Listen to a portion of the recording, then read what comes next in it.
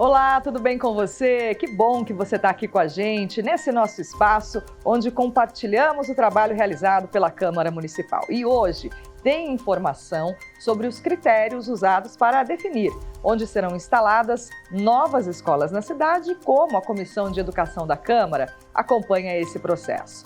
Vamos explicar também o que é uma indicação, documento usado pelo Legislativo para sugerir que a Prefeitura tome providências sobre alguma demanda aqui da cidade. Tem ainda os detalhes de um projeto de lei que tramita na Casa e prevê que exista distribuição de água em eventos culturais no município.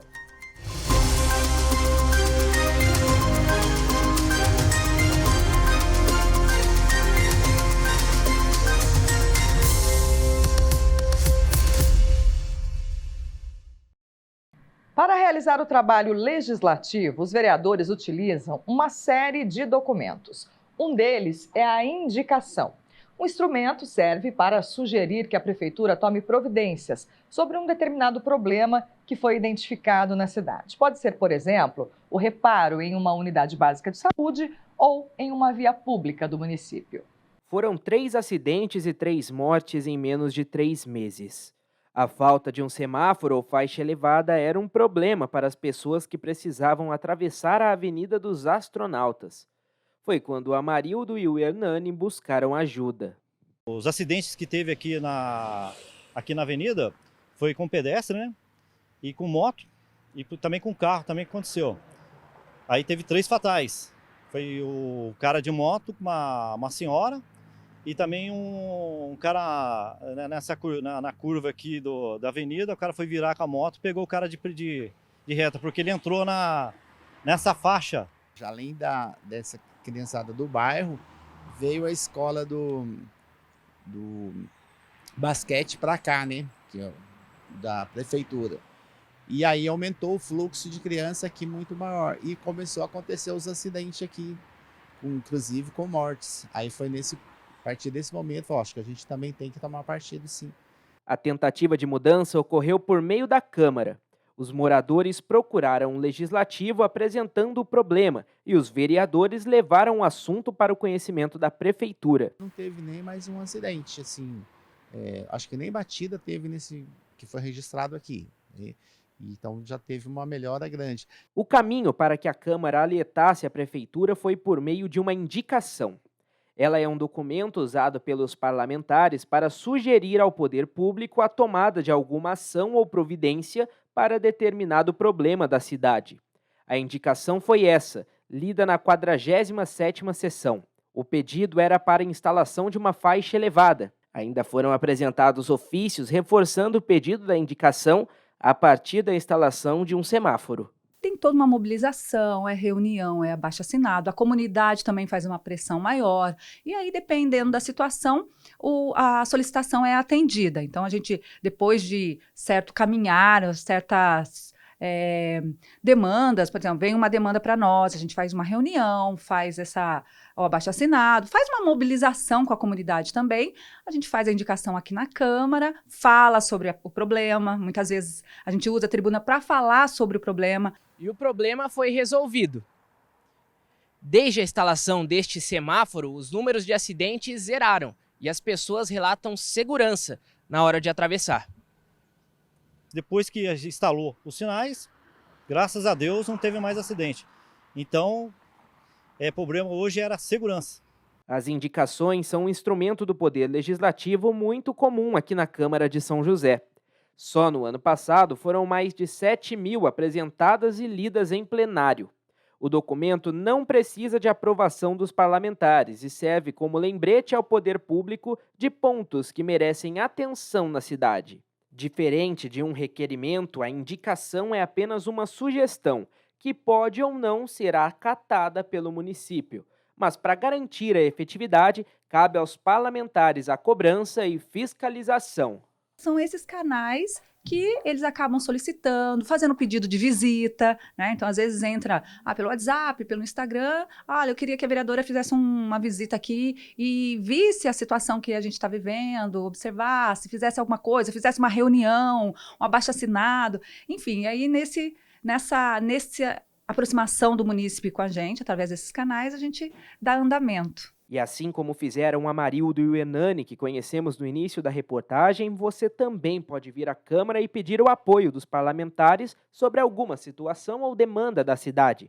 Sua solicitação pode virar uma indicação e também ser atendida pelo poder público. A gente tem hoje vários canais, tem telefone, WhatsApp, Instagram, né, Facebook, então e-mail. Então a gente tem vários canais, além do gabinete itinerante que a gente vai, né, vai até os bairros e sempre está tentando ter contato pessoalmente com o munícipe. A gente muda de assunto para falar sobre educação. Os investimentos públicos nessa área acontecem de diferentes maneiras e muitas vezes há a necessidade da construção de novas escolas.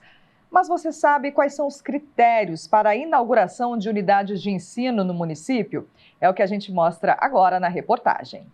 É aqui que uma nova escola na região norte será construída. Ela fica na Vila Paiva e vai contar com 12 salas de aula, fraldário, solários, cozinha e refeitório. Ao todo, são 370 vagas e todas as salas foram projetadas de acordo com a faixa etária das crianças que serão atendidas. Antes do critério pedagógico, que é bastante importante, nós fazemos um estudo de demanda em conjunto com a SGHO, né, Secretaria de Gestão Habitacional e Obras, para definir o atendimento da demanda existente. Uma vez levantada a demanda, o prédio, a estrutura, os espaços, a composição das salas de aulas de todos os ambientes para o atendimento das crianças são pensados na faixa etária. A obra começou há 1 ano e meio com o objetivo de atender a demanda da população que cobrava uma nova unidade educacional. Com isso, a expectativa é zerar a fila de espera na educação infantil. E o direito à educação é garantido na legislação federal. Uma lei de 2008 obriga o poder público a disponibilizar uma escola pública mais próxima possível da residência do aluno. Por isso, a escolha do local para a construção de uma escola também envolve regiões que estão crescendo ou não têm uma unidade escolar tão próxima. Nós avaliamos o surgimento de novos residenciais, novos loteamentos, e esse estudo é feito muito antes. Assim que a Secretaria de Gestão Habitacional toma conhecimento, começa a liberar os novos residenciais, comunicam à Secretaria de Educação do crescimento urbano e o crescimento da cidade. Então, nós já sinalizamos a necessidade de um terreno para a construção, seja de uma unidade de educação infantil ou de ensino fundamental. E o pedido para a construção de escolas é pauta da Câmara de São José e um tema constante nas ações da Comissão de Educação. Os parlamentares também acompanham e fiscalizam as obras de novas unidades, assim como encaminham demandas da população para o poder público. Para a vereadora Juliana, que faz parte da comissão, este é um assunto sempre latente. Afinal, a cidade cresce e, com isso, aumenta a demanda por melhorias e escolas. Bom, a cidade é dinâmica, né? Os bairros vão crescendo e a necessidade de novas escolas vão surgindo, né? Onde a população, a própria população, a comunidade vai solicitando novas creches, escolas de ensino médio, escolas de ensino fundamental. Então, isso tudo é o vereador andando, conhecendo as regiões e fazendo indicação para novas escolas. E olhar atento para a construção de escolas é um dever social, segundo esse psicopedagogo. Educação transforma e, por isso, o tema deve ser considerado prioridade. A escola, ela forma a base de pessoas que vão ter um mínimo de formação e depois, quanto maior essa base, maior a possibilidade de a gente trazer pessoas para fazer universidade, fazer mestrado, doutorado, como tem tantos aqui na cidade, para que a gente forme a base do pensamento, que as pessoas que vão planejar a cidade. Então a escola, a gente sempre fala isso, parece um lugar comum, mas é tão relevante dizer que é a escola que forma a possibilidade da gente tornar um lugar mais civilizado, da gente tornar um lugar mais desenvolvido. Ainda, segundo o especialista, os critérios utilizados para a criação de novas escolas precisam atender aos princípios pedagógicos, de modo a fazer da escola um exemplo de inclusão e desenvolvimento para a comunidade. Mas o mais importante é que a escola funciona com profissionais. Então nós precisamos de profissionais de educação bem qualificados. Isso é um desafio grande no Brasil, não é diferente em São José. Precisamos de professores com boa qualidade, um projeto político-pedagógico que atenda aos interesses, seja ligado àquela comunidade. A inclusão, eu acho que esse critério, esse princípio, ele engloba a incorporação de todas essas diversidades, e a escola respondendo a essa diversidade com competência, com profissionais competentes. Esse é, digamos assim, o segredo para o processo de funcionamento na escola. E para que a escola consiga transformar uma comunidade, a Comissão de Educação vai continuar cobrando melhorias na qualidade de ensino e investimentos no setor educacional. Geralmente, quando a gente surge uma demanda de algum bairro, alguma região, de um grupo da comunidade solicitando novas escolas, novas intervenções ou ampliação de uma escola já existente, a gente debate e discute na Comissão de Educação e leva até o prefeito, ao secretário de Educação, essa demanda que nós, vereadores, que estamos próximos da população, temos, e a gente acaba fazendo, sim, um ofício, uma indicação para o secretário e para o prefeito. Primeira pausa do programa, e no próximo bloco tem os detalhes de um projeto de lei que tramita aqui na Câmara e prevê a distribuição de água em eventos culturais da cidade. Até já!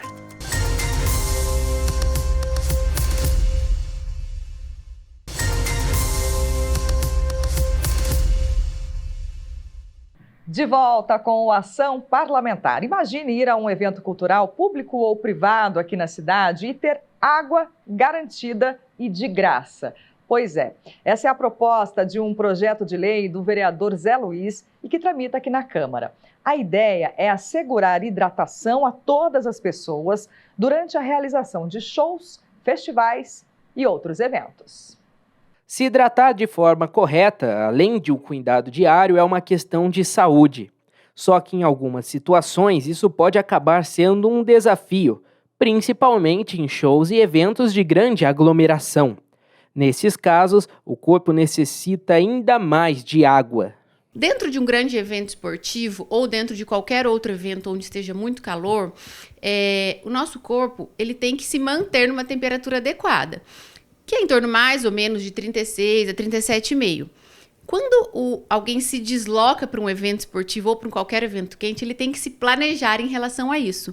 Por quê? Porque a gente tem que tentar fazer a manutenção dessa temperatura, que é a temperatura adequada. O calor e a multidão podem levar a casos sérios de desidratação. No ano passado, uma jovem de 23 anos chegou a morrer depois de passar mal no show da cantora Taylor Swift por exaustão térmica.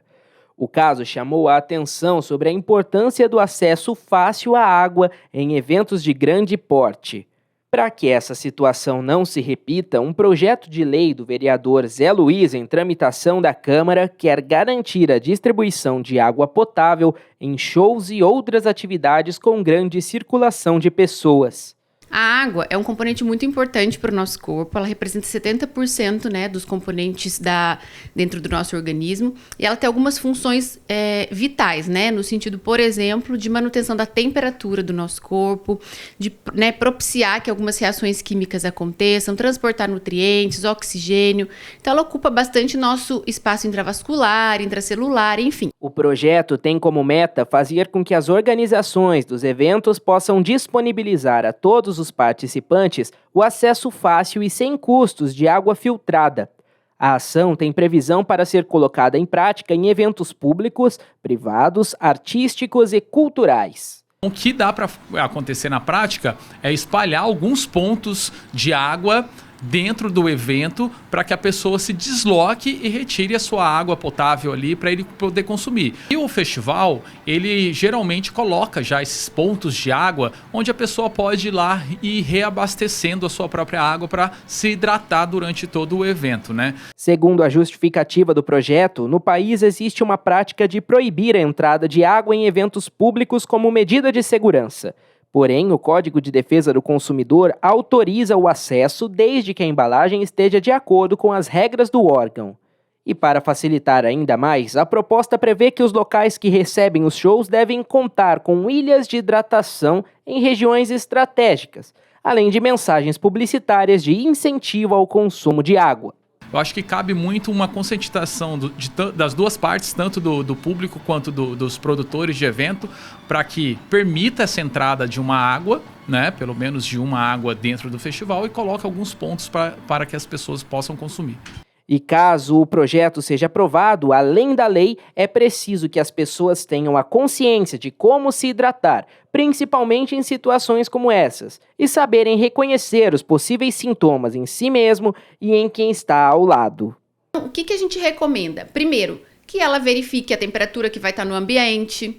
Se for um ambiente úmido, é mais difícil ainda da gente transpirar, então a gente tem que se hidratar ainda melhor. A roupa que ela vai nesse local, que permita realmente que ela, né, tenha um suor adequado.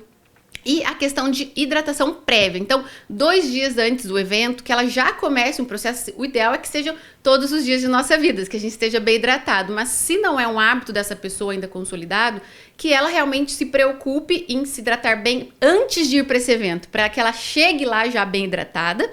E durante o evento, ela também possa manter essa hidratação. Mais um intervalo aqui no Ação Parlamentar e a gente volta já já.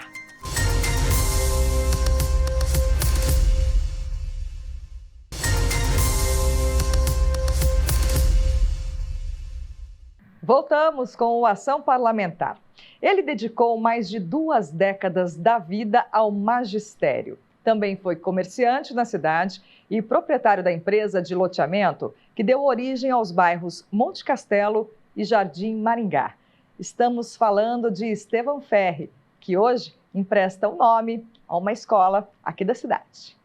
Praça Estevão Ferri, paralela à Avenida Brasil, uma das principais vias do Monte Castelo. E a grafia da placa pode até estar errada, mas a homenagem do nome é para um dos grandes personagens da cidade. De origem humilde, filho de imigrantes italianos, Estevão nasceu em 1900 na cidade de Guaratinguetá. Felipe, bisneto de Ferri, conta que o bisavô cresceu um adolescente de muitos sonhos. Por isso, ainda jovem, embarcou ao Rio de Janeiro para se alistar na Marinha Militar. Só tinha um detalhe: Estevão não avisou a família dessa aventura. Em um determinado momento na adolescência, Estevão Ferri, ele foge de casa, vai para o Rio de Janeiro, se engaja na Marinha Mercante, né? Ele teve que mentir a idade e ficou embarcado, foi até o Nordeste e voltou embarcado. E a família, enquanto isso, em Guará, sem saber do paradeiro dele, preocupado, ele já tratado como desaparecido, até que veio informação, né, de investigação de que ele estaria chegando, o navio ia atracar ali no porto do Rio de Janeiro. Então o pai dele, o Antônio Ferri, incumbiu 2 irmãos do Estevão de ir até o Rio de Janeiro para resgatá-lo. Então, ele chega em casa, é um alívio para a família, mas não podia passar sem uma reprimenda, né? Ao voltar para casa, Estevão levou uma bronca do pai e teve que trabalhar e estudar para ajudar a família. E o primeiro emprego foi em um açougue, no cargo de carniceiro. O carniceiro é um açougueiro que trabalha com a parte mais rústica, vamos dizer assim. Ele retira dos ossos as sobras da carne, raspa os ossos e essa carne raspada é que vai ser utilizada para fazer embutidos. E ali que ele deu essa aprumada, né, e foi estudar, aí sim, para ser professor. Em 1921, Estevão Ferri começou a carreira como professor. Após passar em concurso público, trabalhou em vários colégios da região do Vale do Paraíba. Em 1923, vem a primeira vez para São José dos Campos, para trabalhar em uma escola do Grupo Santana. E em 1932, se torna professor fixo do Colégio Olímpio Catão e do João Corsino e firma, de forma definitiva, ao lado da família, suas raízes em solo joseense. Como professor, Estevão lecionou por 23 anos e nesse período contribuiu na formação de muitos profissionais, com a criação em 1937 do Colégio de Contadores Olavo Bilac, além do primeiro curso de datilografia para mulheres. Ele era sempre muito preocupado com essa questão de formação, de auxiliar, de ajudar as pessoas e sem cobrar por isso. Então, ele nunca foi um homem rico de dinheiro, vamos dizer assim, né? Ele foi um grande empreendedor, mas ele nunca acumulou dinheiro. Ele transformava isso tudo em benefício tanto para a família quanto para os cidadãos aqui na nossa cidade. Estevão Ferri foi um professor com a vida dedicada ao ensino. E o nome da escola é uma forma de reconhecer e valorizar quem tanto contribuiu com a educação joseense. Após 23 anos em sala de aula, Estevão se dedicou ao ramo imobiliário e, por meio de doações ao poder público, ajudou a lotear bairros da região central, importantes para o desenvolvimento da cidade. Ele se tornou um empreendedor imobiliário com outros sócios e loteou então o Jardim Jussara, o Jardim Monte Castelo, o Jardim Maringá e o Ouro Verde. E nesses loteamentos ele fez doações de terrenos, né, para o poder público. Por exemplo, no Jardim Jussara doou um terreno para a instalação da torre de transmissão de rádio. No Jardim Maringá, para o Clube dos Japoneses, o BBC, Baseball Clube. E aqui no Jardim Monte Castelo, onde ele fez mais doações, foi feita uma doação para a Prefeitura construir a caixa d'água do bairro, uma doação para o Estado construir a 2ª Delegacia de Ensino e o grupo escolar que hoje leva o nome dele, né? A Escola Estevão Ferri. Estevão faleceu em 1967, mas o legado deixado foi o da educação e generosidade, valores e memórias que a família preserva com muito carinho. Eu acredito muito que a transformação vem pelo ensino, vem por essa educação, pela formação. E hoje a gente carece muito disso. O ensino está cada vez mais, a educação principalmente, mais relativizado, e em muitos momentos banalizado. E antigamente isso era levado mais a sério, havia um respeito maior. Então eu vejo que ele foi fundamental. Ele sozinho não faria nada, mas ele, dentro daquilo que ele podia fazer, ele fez muito bem feito. E se nós tivéssemos mais pessoas com esse espírito, com essa iniciativa dele e com a oportunidade, né, a oportunidade é fundamental, certamente a gente alcançaria uma condição melhor hoje para a nossa população. É isso, pessoal. O Ação Parlamentar fica por aqui. Agradeço a sua companhia e te convido a acompanhar a nossa programação também através do YouTube TV Câmara SJC. Nas redes sociais tem bastidores. Segue a gente lá, @TV Câmara SJC. Até o próximo programa. Tchau, tchau.